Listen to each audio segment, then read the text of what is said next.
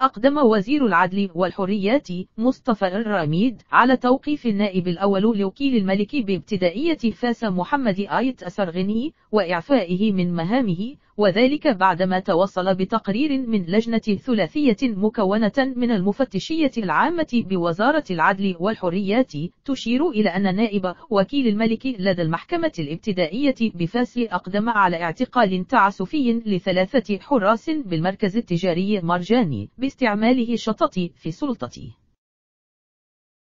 وتعود تفاصيل قرار الإعفاء إلى قيام نجل وكيل الملك لدى المحكمة الابتدائية بفاس القاصر إلى سرقة آلة شحن السجائر الإلكترونية حينما يتضبع في السوق مرفوق بوالدته، وحينما اكتشف الحراس ذلك حاولوا استرجاع ثمنها، غير أن زوجة وكيل الملك رفضت تأدية ذلك لتتطور الواقعة إلى تلاسن حاد بين الحراس وزوجته، ما دفع هذه الأخيرة إلى الاتصال بزوجها نائب وكيل الملك بفاس.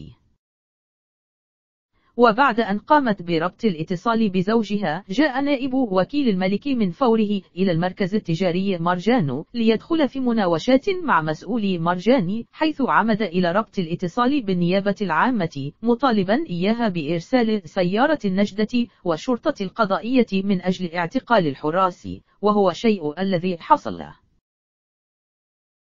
الشيء الذي دفع مديرة مرجان إلى الاحتجاج على قرار الاعتقال والتقدم بشكاية مباشرة إلى وزير العدل والحريات مصطفى الرميد، متهمة من خلالها نائب لوكيل الملك بالاعتقال التعسفي ل3 حراس مركزها التجاري واستعمال الشطط في السلطة، الشيء الذي أسفر عنه توقيف نائب وكيل الملك المذكور.